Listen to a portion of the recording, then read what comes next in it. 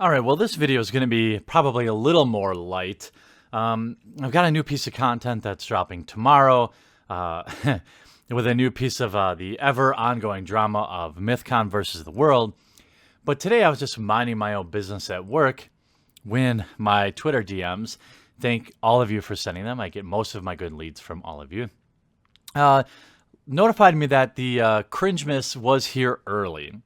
If you're not aware what Magic the Gathering is, it's a strategic card game. I like to call it, it's kind of like the combination of chess and math, to oversimplify it. The game currently has 20 million or more players worldwide, and it's no small community by any stretch of the word. It's one of my most treasured hobbies, and I've been playing it on and off for over 20 years. It's a single best trading card game, objectively, at least if you look at just player base and things like that. Like video games, at least as I know them, as opposed to like mobile games, the community is pretty much male dominated. When you move into the competitive side of the game, that gender gap is significantly larger. And just like video games, us Magic players always seem to have some barrage of Supreme Warman Respector articles come out about once or twice a year. It's always some low-level, unscientific stuff built on at best hearsay stories and at worst outright lies, and laden with social justice 101 words like cis white male and things like that. General SJW buzzwords. So I never really pay much attention to them because they out themselves as being super transparent up front by not bothering to do any real research or provide any real interviews to substantiate some of the absurd claims that they make at times. And over the years, I've read just about every single article in terms of women in Magic and the women in Magic space. And let me boil literally every one of them down to their central thesis to you. There aren't enough women in Magic, specifically competitive Magic, and it's all the fault of toxic white cis males. Now, there is some nuance in between articles, but if you read them, if you Google, there's probably about 10 prominent ones, and they all basically come down to be better white guys, white cis guys, because that's why women don't play Magic. And, you know, the latest article that came out today took an entirely unoriginal stab at this dead topic. But I thought we would take a look at a few of the ideas and critique the ideas as they stand. And we're not going to talk about exactly how this guy looks, like you might expect. We're not going to talk about just how many folks who share the similar ideology as the author have been coming out and being accused of being creeps. We're just going to focus on the topics.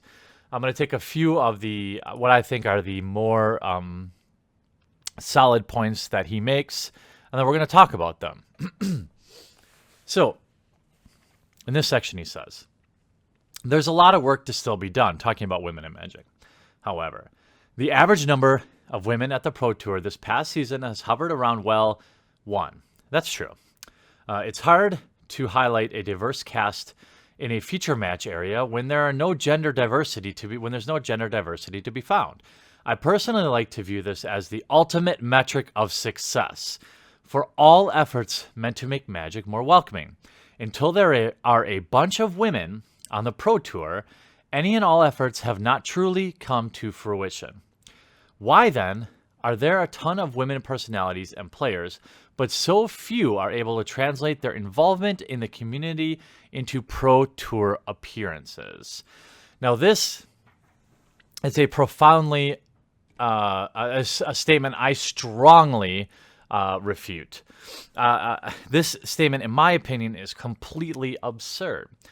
Why is the success of a game that has over 20 million players where less than 1%, let me say that again, less than 1% of all Magic players play competitive Magic? Why is the metric of success you're most worried about is how many of them are on a pro tour, something hardly any Magic players care about. I don't understand this logic. Maybe he can explain that. The second part of the question is one of the easiest questions to answer of all time. To remind you what it said, basically, what he's saying is why, if I can be allowed to rephrase his statement, why are there so many women in coverage but not on the Pro Tour? Well, that's extremely easy to answer. To anybody who actually is a part of this game, it's painfully obvious that the makers of the game, Wizards of the Coast, I would categorize as not just left-leaning, but far less left progressives. They clearly make a point to not only hire women, but to promote women specifically. These people are entirely about optics, okay? They are the same type of people that clearly make diversity hires. Just look at the content creators that they continually promote. They're only ones that share their ideological beliefs and or women or people of color. You can have the most mediocre content, but Wizards of the Coast will constantly promote you. Magic the Amateuring is a great example. They have their following, but they're probably the 50th biggest source of information in Magic the Gathering. Yet they are constantly promoted and given special treatment by Wizards of the Coast. Why do you think this is? They care about optics, okay? To make the Pro Tour, you have to earn it. Nobody can just artificially place you there in most cases.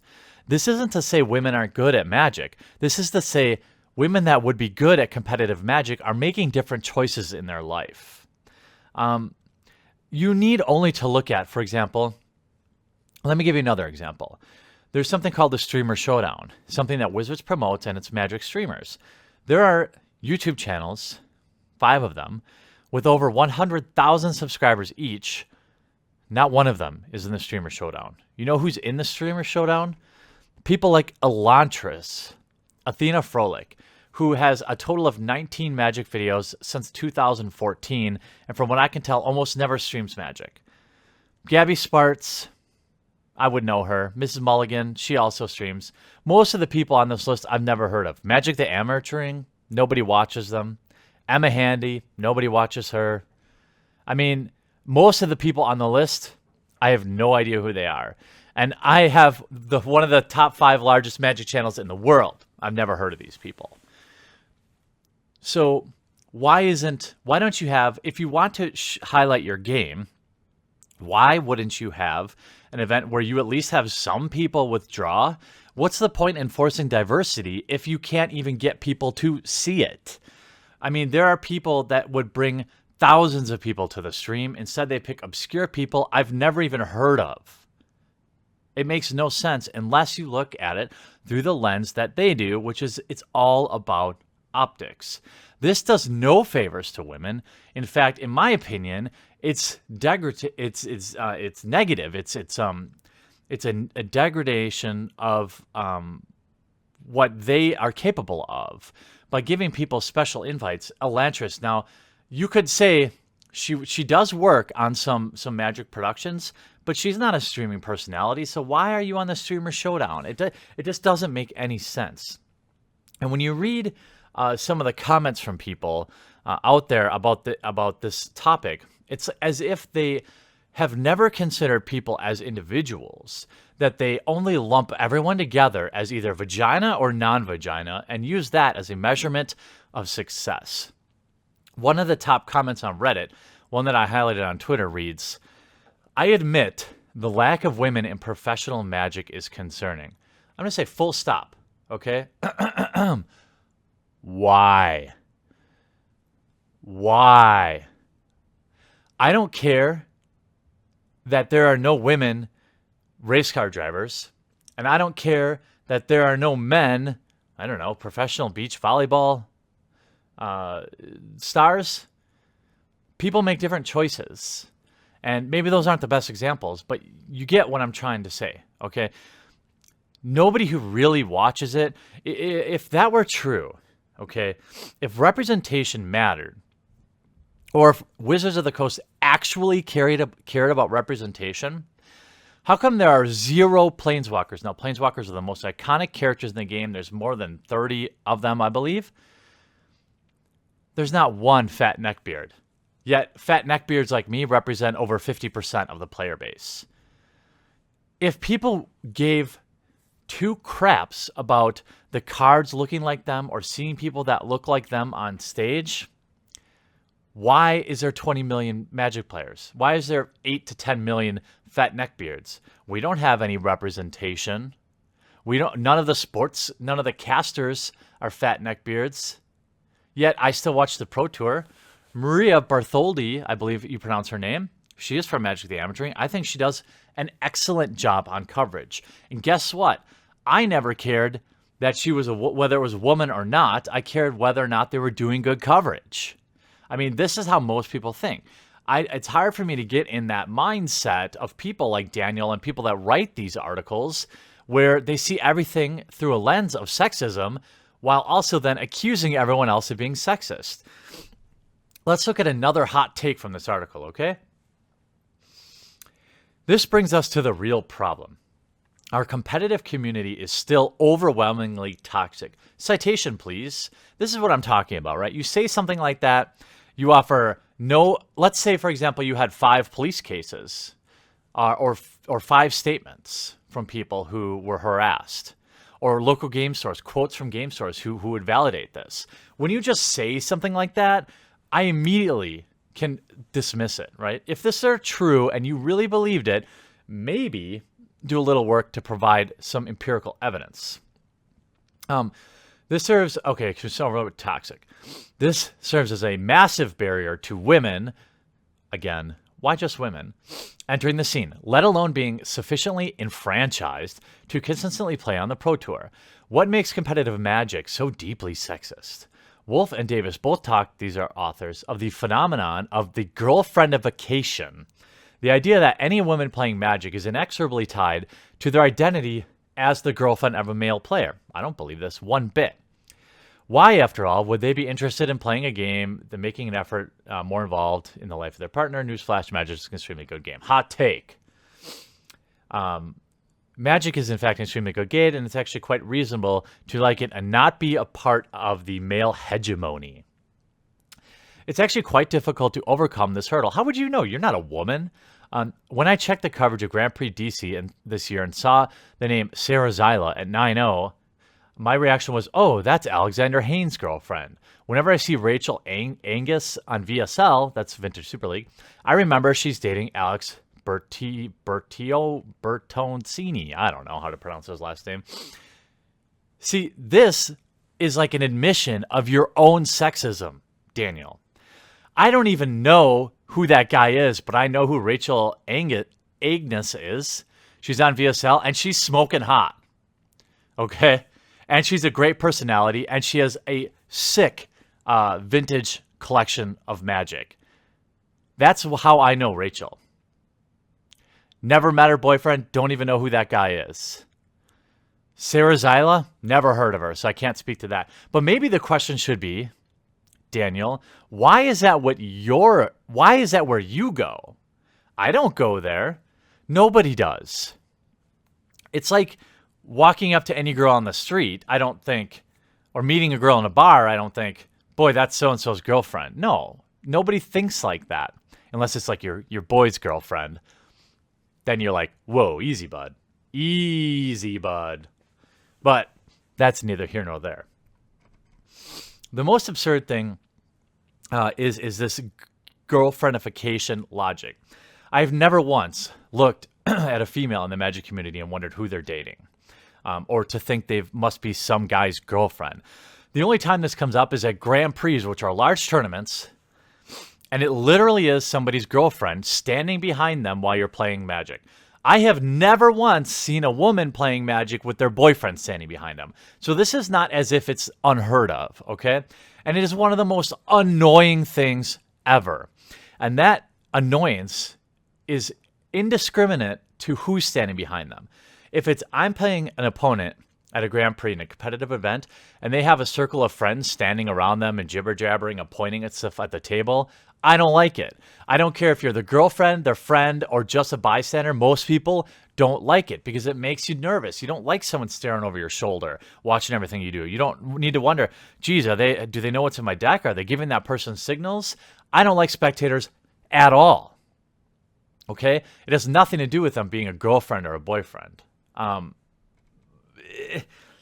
Point made.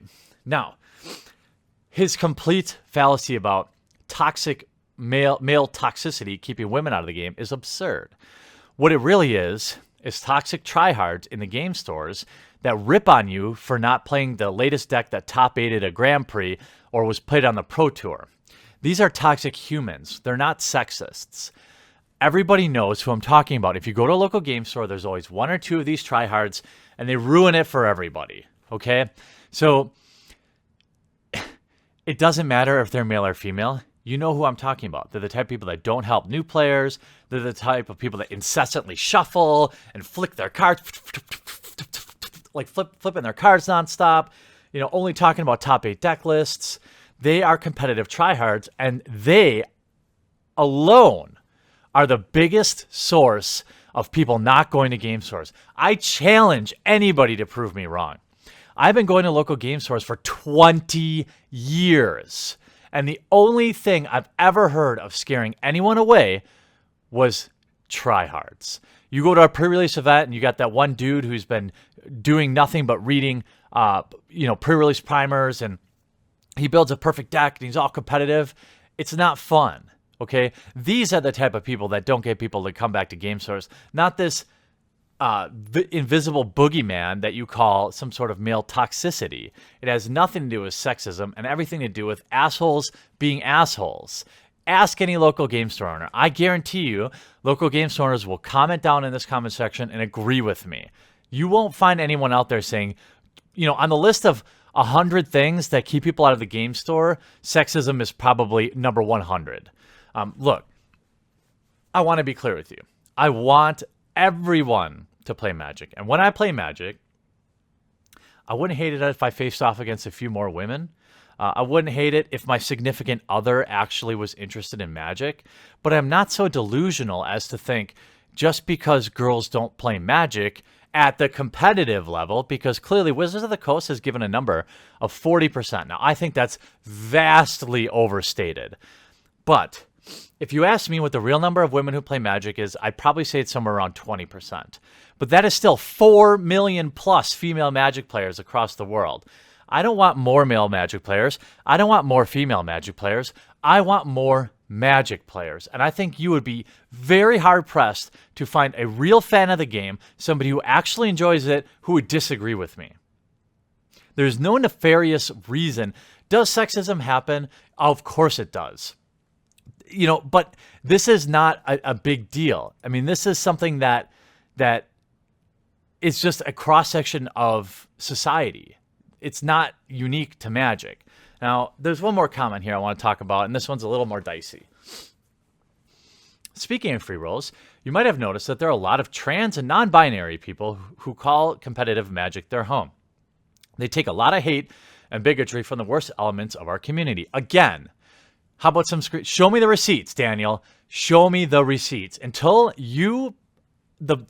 people who write these type of slanderous articles against white males in the Magic community can show me the receipts, I will automatically disregard them 100% of the time. They take a lot of hate and bigotry from the worst elements of our community, which is a shame, not only for reasons of basic morality, but because nerd cultures like ours have always been a refuge for marginalized people. It's on us, cisgender men, to fight against this bigotry.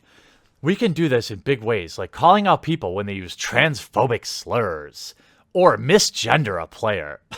Yeah, because it's happening all... Okay, anyway. We can also take smaller steps, like using the word woman when referencing to people rather than female, a colder, more biologically scientific term. Okay. Show me any woman who cares one bit about being called a woman. Show me a transgender male to female person who gets mad if you call her a woman. This is one of the most, this is like a non-issue. And I want to talk about the first point, and this is, on the transgender comment, okay? I know a lot about the transgender Magic community. Many of my fans are transgender. Shout out to Galena and Sophia, Gally. And, we've been friends for a long time. The reason I was blacklisted from Magic the Gathering corporate was because they perceived me as transphobic when I wasn't, okay? But I'm going to make a statement that might ruffle some feathers, but I don't care because I believe it to be true. Look, testosterone levels are a driver of one's competitive level. Not the sole thing that makes someone competitive, but it tends to drive someone to be more competitive, okay? Every trans person on the Pro Tour that I know of, and I can think of like 2 or 3 on the competitive scene. I mean, Ebba Handy, well, that's really only one, but the names. But when I'm at the events, I actually attend the events and I see them. Everyone I've ever seen is male to female, okay? And I'm willing to bet most of those male to female trans folks have significantly higher testosterone levels than their female cohorts, biological female cohorts, who also play Magic. What I'm saying is, in outrage culture, trans people always get lumped in with women, and for example, and people of color, okay? But in my opinion, from a biological standpoint, they're still male. And thus, these women that are playing Magic that represent a big chunk of the community, they're still men, biologically speaking. So the tiny sliver of females in the competitive world, as some people would view it, would be the biological women and any trans person who is male to female. If you take out all the male to female trans people signed biologically saying they're men, okay, there's even fewer female competitive Magic players. Why do you think that is? Why do you think there are more male to female trans people than biological females playing competitive Magic? Why do you think that is? I'm not saying testosterone is the sole driver of this, but I'm saying you simply can't ignore it. There are studies upon studies that link testosterone with competitive behavior. You can look at any number of them. Here's one I'll reference. In, what's this, it was like 2013, there was a study ran where 60 men who competed against each other in pairs. The researchers measured participants' testosterone levels and charged the men to complete a task of tracing through a pattern of numbers. So they would head to head, right? After the completion, the researchers measured the men's testosterone levels and asked whether or not they would like to compete again. Among the men who lost the competition, 70% of those whose testosterone levels had increased chose to compete again. I mean, isn't it possible that biology does play a little bit into those who choose to play competitively?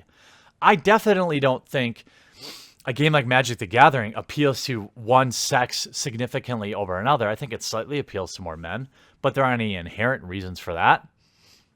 But these people look at everybody as a victim that they're defending.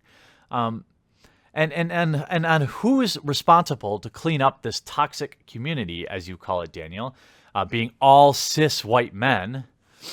That sure is absurdly tribalistic. You claim not to be sexist, but lump all straight white males in the same group, and then say they would be responsible for cleaning up this perceived mess. That's a pretty sexist thing to say, in my opinion. So you lump all women together as a victim class and declare them in need of support and as a weaker sex, to be saved by this lump of clearly superior, in your opinion, cis white males. That is an extremely, I mean, that is like wokeness level 9,000. Are there crummy people that play the same game we do? Sure. There's 20 million plus Magic players. I know a lot of people who live on emotion are really afraid of statistics. But statistically speaking, there are murderers that play our game. There are pedophilia, pedophiles that play our game. There are domestic abusers that play our game. There are rapists that play our game. Let's not continue to lump everyone together as either offenders or victims, and instead talk about what really brings about change, and that's personal responsibility. It isn't these cringe articles blaming an entire race and sexual orientation of people for a non-existent problem, or a problem you haven't done a sufficient job of proving. What they want is equality of outcome, not equality of opportunity. There is no data to suggest that women don't have exactly the same opportunity to make the Pro Tour as men. None. Not one. Here's another thing. Did you know you can also make the Pro Tour competing in Magic Online, where you wouldn't even have to compete with any of this, quote, toxic environment? Yet, how come no women have gone through Magic Online and won the Magic Online champ to compete on the Pro Tour? Why is that? Again, my point is not to say that any one sex is better than Magic or than the other. My point is that people make choices, and these choices are their own. They're not the result of some insane systematic oppression. Look, I've lost thousands of games of Magic in my life, but it's never been about what's between my opponent's legs, only what's between their ears. And stupid RNGesus, that guy hates me. Hope you enjoyed this video. We'll talk to you again real soon.